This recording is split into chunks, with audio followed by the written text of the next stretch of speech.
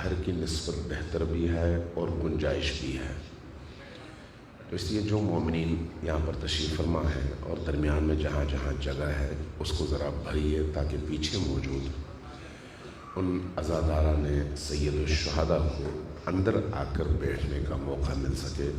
تھوڑا تھوڑا آگے سر پھر آئیے اور صلوات بھیجتے ہوئے آگے آئیے.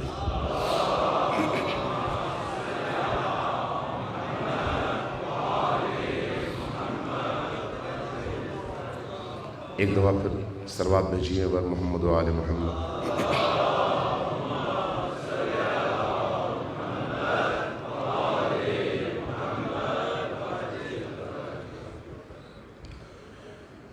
ابھی بھی گنجائش موجود ہے آج کی اس رات میں. اگر ہم عزاداران سید الشہداء کو جگہ نہ دے سکیں تو پھر ہم امام حسین کو بھی اپنی جان نہیں دے سکتے. اس لیے تھوڑا سا آگے آئیے اور عزاداران سید الشہداء کو بیٹھنے کی جگہ فراہم کیجیے. ایک دفعہ پھر صلوات بھیجیے بر محمد و آل محمد.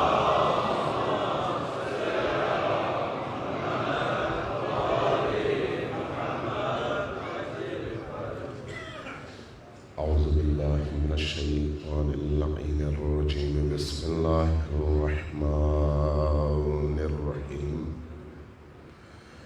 الحمد للہ رب العالمین بارئ الخلائق اجمعین. والصلاة والسلام على جميع الانبیاء والمرسلین سیما من سمی فی الآفاق بأحمد وفی الأرض بأبی القاسم محمد.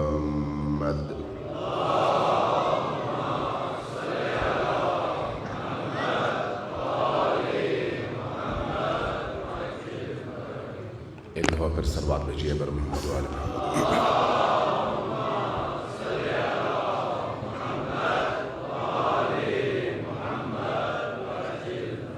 والصلاة والسلام على أولاده الطيبين الطاهرين المعصومين الميامين. واللعنة الدائمة على أعدائهم أجمعين من يوم عداوتهم إلى قيام يوم الدين. السلام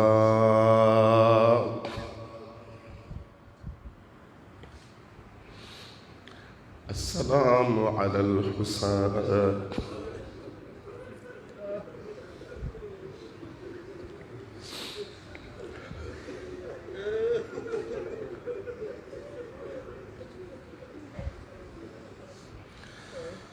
السلام على الحسين وعلى علي بن الحسين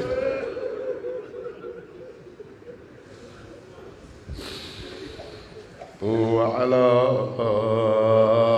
أولاد الحسين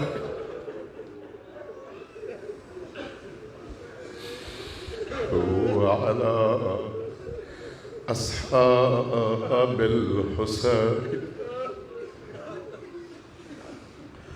سب مل کر ساتھ میں پڑھیے چونکہ یہ غیرت عاشوراء کے جملے ہیں.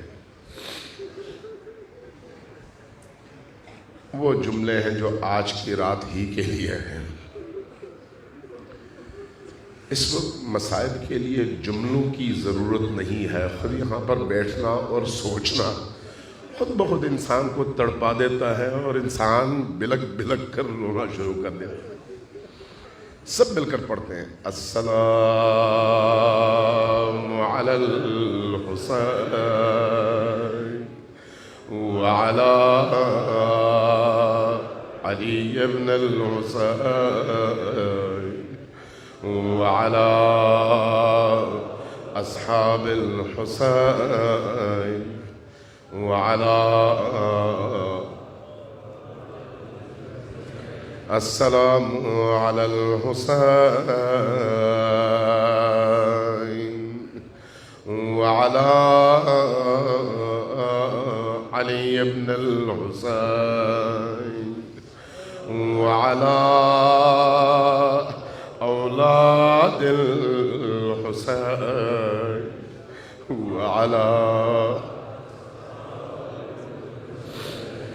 إنا لله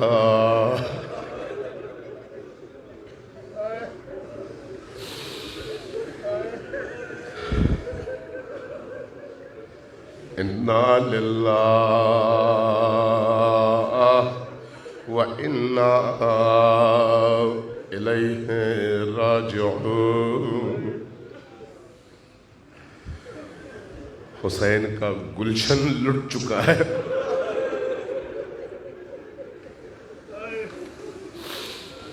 یہ ہرا بھرا گھر اس وقت آگ کے شعلوں میں جل رہا ہے. بچے صحرائے کربلا میں تتر بتر ہو چکے ہیں. مخدرات عصمت و طہارت کے سروں سے چادریں چھینی جا چکی.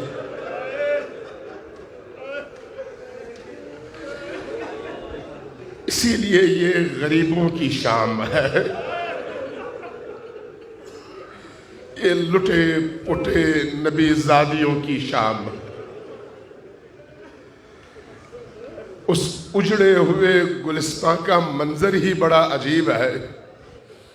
صبح یہ گھرانہ ہرا بھرا تھا, سب موجود, اور اس وقت چاروں طرف لاشیں ہی لاشیں بکھری ہوئی ہیں.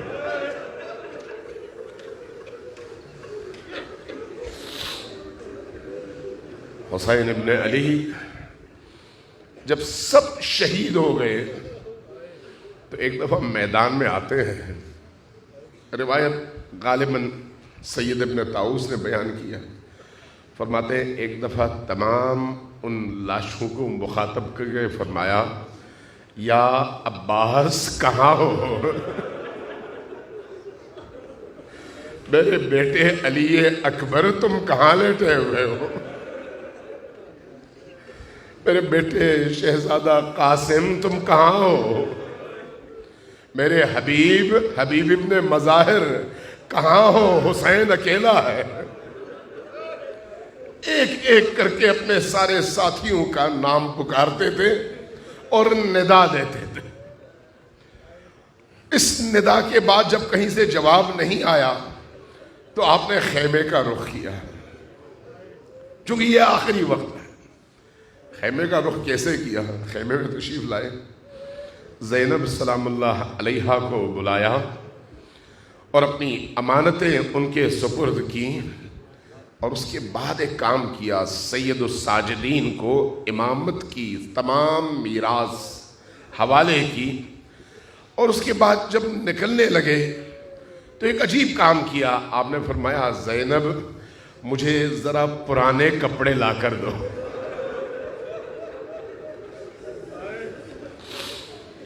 کیوں پرانے کپڑے؟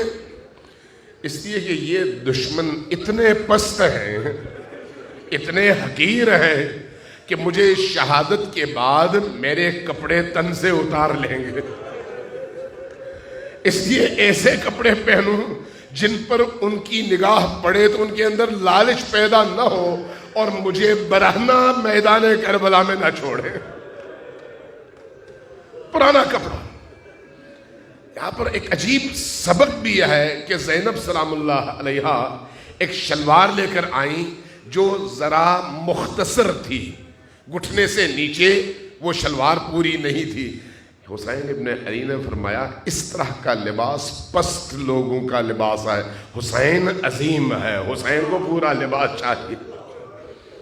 لہذا لباس منگوایا, اندر پہنا, اور پہننے کے بعد اوپر اپنا لباس پہن لیا. پہننے کے بعد رخصتی سے پہلے یہ جو آخری منظر ہے نا, یہ بڑا عجیب ہے, بڑا عجیب ہے. اتنی رخصتیں تاریخ نے لکھی ہیں کہ حسین ابن علی نے کس کس سے رخصت مانگی. کبھی زینب سے رخصت دے رہی ہیں, کبھی ام کلثوم سے رخصت لے رہے ہیں، کبھی سکینہ سے رخصت لے رہے ہیں، کبھی رباب سے رخصت لے رہے ہیں، کبھی کنیزوں سے رخصت لے رہے ہیں، اور ایک رخصت حتیٰ ذوالجناح کے حوالے سے ہے کہ آخری وقت میں ذوالجناح سے بھی رخصت لیتے ہیں۔ جب زینب سے رخصت لینے کی باری آئی تو زینب کے قریب آ کر کہا کہ میری بہن زینب، میرے بعد ایسے گریہ نہ کرنا جس سے ناشکری ظاہر ہو، ایسا عالم نہ ہو کہ آپ اپنے چہرے پر خراشیں لے کر آئیں۔ اور اس کے بعد ایک عجیب کام کیا۔ وہ کام کیا کیا؟ کہا کہ میں رخصت تو ہو رہا ہوں لیکن مجھے پتا ہے کہ میرے بعد آپ کے ساتھ کیا ہونا ہے، لہذا ذرا قریب آئیے۔ قریب بلایا۔ بعض لوگوں نے لکھا ہے کہ آپ کے بازو سے کپڑا اوپر سرکایا اور اس کے بعد بازوان زینب کے بوسے لینے لگے۔ جب یہ بوسے لے رہے تھے زینب پوچھتی تھی بھیا ان بوسوں کی وجہ کیا ہے؟ فرماتے تھے کہ یہ وہی جگہ ہے جہاں پر رسیاں باندھی جائیں گی۔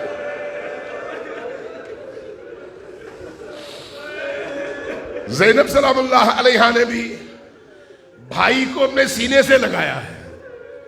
کیسے؟ سینے سے لگانے کے بعد آگے بڑھے، کہا کہ جب میری والدہ رخصت ہو رہی تھی نا تو انہوں نے مجھے وصیت کی تھی کہ بیٹا زینب جب تمہارا بھائی رخصت ہونے لگے تو میری طرف سے اس کے گلے کا بوسہ ضرور لینا۔ کیوں؟ اس لیے کہ یہ گلے کا بوسہ اس لیے ضروری ہے کہ گلے کے اس مقام پر شمر کی چھری چلنی ہے۔ آخر گلے کے بوسے لیے۔ بوسے لینے کے بعد اب جب حسین ابن علی خیمے سے باہر نکلنے لگے تو ان مخدرات عصمت و طہارت سے باہر ان کے قبضے سے، ان کے ہاتھوں سے باہر نکل نہیں پا رہے تھے۔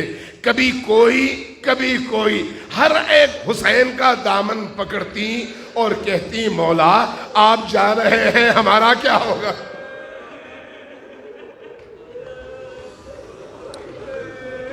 بڑی مشکل ہوئی ہے ان مخدرات عصمت و طہارت کے نرغے سے باہر نکلنا۔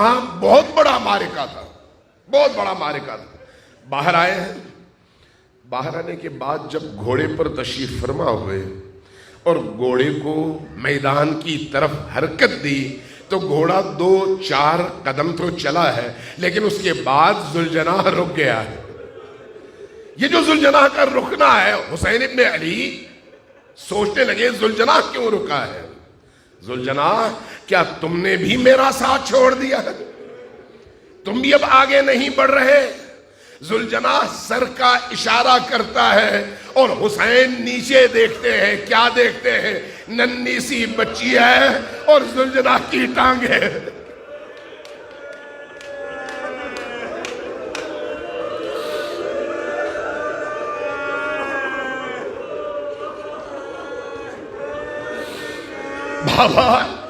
بابا ہمیں کس کے سہارے چھوڑ کر جا رہے ہیں؟ ذوالجناح سے اترتے ہیں، بچی کو سینے سے لگاتے ہیں، واپس خیمے میں چھوڑ آتے ہیں۔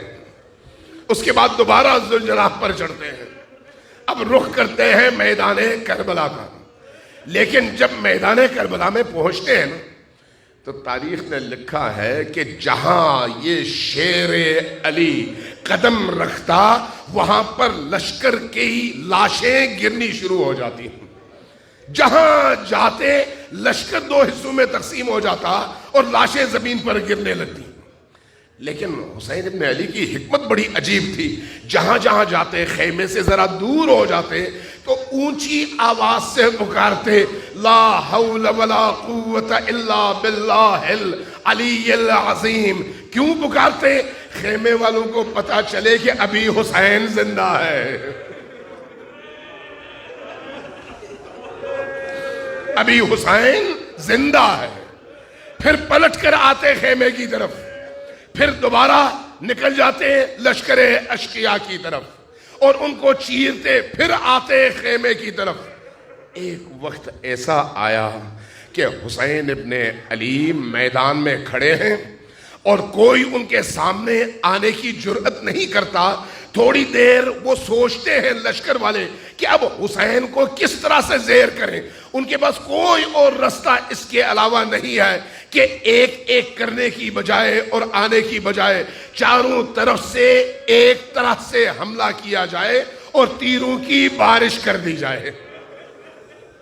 یہ جو تیروں کی بارش ہوتی ہے نا دور سے، حسین اکیلے ہیں. اب کربلا کی اس پوری تاریخ میں دو شخصیات ایسی ہیں جن کے حوالے سے تیر کا تذکرہ ملتا ہے اور دونوں کے تیر ایک دوسرے سے ملتے جلتے ہیں. ایک علی اصغر ہے اور دوسرا حسین ابن علی ہے. جس طرح علی اصغر کے لیے 3 پھلوں والا تیر استعمال ہوا، اسی طرح سے حسین ابن علی کے لیے بھی 3 پھلوں والا تیر استعمال ہوتا ہے. یہ تیر جب حسین کے سینے سے لگتا ہے اور اس کے بعد حسین زمین پر گرنے لگتے ہیں تو مورخین کہتے ہیں کہ حسین کے جسم کے سامنے کے حصے میں 360 زخم لگ چکے تھے. 360 جسم، لیکن پشت پر کوئی زخم نہیں تھا کیونکہ حسین ظالموں کے سامنے کھڑے تھے. کبھی پشت دکھانے والی ہستی نہیں آئی ہے، لہذا سامنے سے اتنے زخم اور اتنے سارے تیر. ایک دفعہ جب زمین پر تشریف لائے تو آپ کے جسم کا اور آپ کے سر کا خون آپ کی آنکھوں پر آیا ہے اور آنکھیں بند ہو رہی ہیں، لیکن پکار رہے ہیں اور خیمے والوں کو بتا رہے ہیں کہ خیمے والوں ابھی حسین زندہ ہے. جب حسین زمین پر گرتے ہیں لشکر والے قریب آتے ہیں لیکن کسی کو قریب آنے کی جرأت نہیں ہے. ایک دفعہ آواز اٹھتی ہے کہ حسین کو دیکھو، حسین زندہ ہے یا نہیں ہے. تو کیا کریں؟ ذرا آواز دو اور کہو کہ اے حسین آپ لیٹے ہوئے ہیں اور آپ کے خیمے کا رخ اشقیاء کے لشکر نے کر دیا ہے. جیسے یہ آواز حسین کے کانوں تک پہنچتی ہے، میدان کربلا میں ایک آواز گونجتی ہے، یا شیعۃ آل ابی سفیان، اے ابو سفیان کے پیروکاروں، اگر تم میں مردانگی، اگر تم میں اسلام نہیں ہے تو کم از کم عرب حمیت اور مردانگی کا مظاہرہ تو کرو. میں تمہارا دشمن ہوں، میں موجود ہوں، ابھی میرے خیمے کا رخ نہ کرو، خیمے میں میری ناموس ہے، ناموس حسین کا رخ نہ کرو. دیکھا حسین زندہ ہے. پھر دوبارہ کسی نے پتھر مارا، کسی نے تلوار ماری، کسی نے نیزہ مارا، کسی نے تیر مارا. ایک وقت ایسا آیا کہ حسین میدان کربلا میں زمین بوس ہو چکے ہیں، زمین پر لیٹے ہوئے ہیں اور حرکت کرنے کی سکت باقی نہیں رہی. جب وہ منظر آیا نا تو ایک دفعہ حسین ابن علی نے محسوس کیا کہ آپ کی گردن پر کوئی چڑھا ہوا ہے. چونکہ آنکھیں بند ہیں، آنکھوں میں خون ہے، ہاتھ پاؤں زخمی ہے، خون صاف نہیں کر پاتے. اس لیے جب اپنے آپ پر بوجھ محسوس کیا اور دیکھا کہ سینے پر بوجھ ہے تو اس وقت آپ نے اپنی آواز بلند کی، اے شخص جو میرے سینے پر چڑھا ہے، دیکھ کتنے عظیم مقام پر چڑھا ہے. یہ وہ سینہ ہے جس کا بوسہ نبی لیا کرتے تھے. اس مقام پر تم نے قدم رکھے ہیں جس مقام کے بوسے لیتے لیتے نبی تھکتے نہیں تھے. تو اس مقام پر چڑھ گیا ہے. جیسے یہ آواز سنی ان پر کوئی اثر نہیں ہوا. ایک وقت ایسا آیا کہ زمین سے ایک آواز بلند ہوئی، قد قتل الحسین، حسین قتل ہو گئے. لیکن کس طرح؟ مورخ کہتے ہیں کہ 12 وار ہوئے قتل حسین کے لیے حسین کی گردن پر، اور 12 چھریوں کے وار سے اس سر اقدس کو جدا کیا.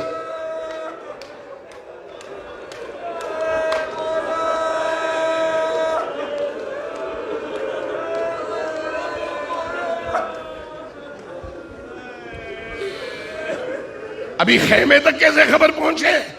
اس وقت ایک عجیب منظر ہوا جب ذوالجناح نے اپنے چہرے کو خون حسین سے رنگین کیا اور خیمے کے دروازے پر جا کر بین کرنا شروع کر دیا کہ اہل خیمہ، اے خواتین، حسین شہید ہو گئے۔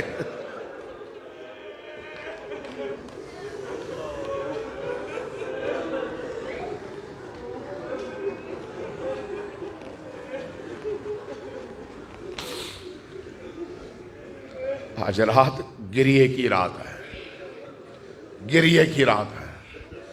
وہ رات جب میدان کربلا میں حسین کی شہادت کی آواز اور ندا گونجی تو عجیب منظر تھا، عجیب منظر تھا۔ ایک دفعہ آہستہ آہستہ خیموں کو آگ لگا دی گئی، خیمے جلنے لگے۔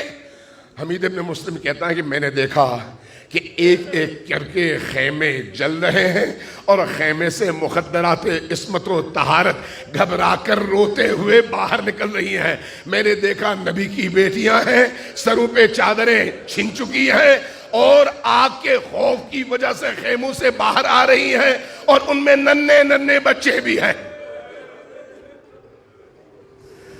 ان ننھے ننھے بچوں کو دیکھ کر میرا دل بڑا تڑپا۔ میں نے کیا دیکھا؟ ایک اونچے قد کی خاتون ہے جو ایک خیمے سے کبھی باہر آتی ہے، کبھی اندر جاتی ہے، کبھی باہر آتی ہے، کبھی اندر جاتی ہے۔ میں نے پوچھا یہ خاتون بھاگتی کیوں نہیں ہے؟ جواب ملا کہ حسین تو شہید ہو گئے، اس خیمے میں حسین کا بڑا بیٹا زین العابدین بیمار ہے، اس لیے ان کو چھوڑ کر یہ خاتون بھاگ نہیں سکتی۔ میں نے پوچھا کون ہے؟ کہا یہ علی کی بیٹی زینب ہے، علی کی بیٹی زینب ہے۔ کہتے ہیں پھر میں نے دیکھا، حمید ابن مسلم کہتا ہے، پھر میں نے دیکھا چند خواتین مل کر خیمے کے اندر گئیں اور سید الساجدین کو سہارا دیا، اور کندھا تھا زینب کبریٰ کا۔ اس بڑھاپے کے عالم میں حضرت امام سجاد کو لے کر باہر آئیں۔ جیسے ہی باہر آئیں وہ خیمہ بھی جلنے لگا۔ اس اثنا میں میں نے اسی بچی کو دیکھا جو حسین کی ذوالجناح کے ٹانگوں سے چمٹی ہوئی تھی۔ میں نے کیا دیکھا؟ حمید کہتا ہے کہ میں نے دیکھا کہ اس بچی کے دامن میں آگ لگی ہوئی ہے اور یہ بچی چیخ چیخ کر رو رہی ہے۔ میں گیا، آگ میں نے بجھائی۔ جیسے ہی آگ میں نے بجھائی، اس بچی نے میری طرف بڑی عجیب نگاہوں سے دیکھا، گویا پوچھ رہی ہو کہ کربلا میں سارے یا مارنے والے تھے یا جلانے والے تھے، تم پہلے شخص ہو جو آگ بجھانے کے لیے آئے ہو۔ جب میرا چہرہ اس بچی نے دیکھا اور میں نے اس بچی کے چہرے کے زخم دیکھے، سر کے زخم دیکھے، کندھے کے زخم دیکھے، میں نے پوچھا بیٹی تم ہو کون؟ کہا حسین کی بیٹی سکینہ ہو، حسین کی بیٹی سکینہ ہو۔ میں نے جب دیکھا یہ سکینہ بنت الحسین ہے تو میں نے پوچھا بیٹی یہ تمہارے رخسار سیاہ کیوں ہے؟ کہا ان ظالموں نے اتنے تماچے مارے، اتنے تماچے مارے کہ رخسار سیاہ ہو چکے۔ میں نے کہا بیٹی تمہارے کندھے زخمی ہیں، وجہ کیا ہے؟ کہا کہ انہوں نے نیزے کی انیوں سے ہماری چادریں چھینی اور اس کی وجہ سے کندھے اور سر زخمی ہیں۔ میں نے پوچھا بیٹی میں تمہاری کیا مدد کر سکتا ہوں؟ جواب کیا ملا؟ ذرا مجھے نجف کا راستہ بتا دو۔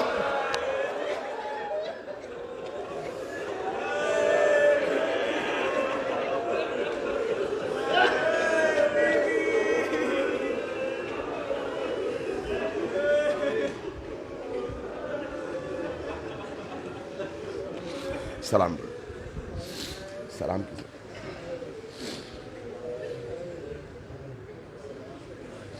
سلام کس نے؟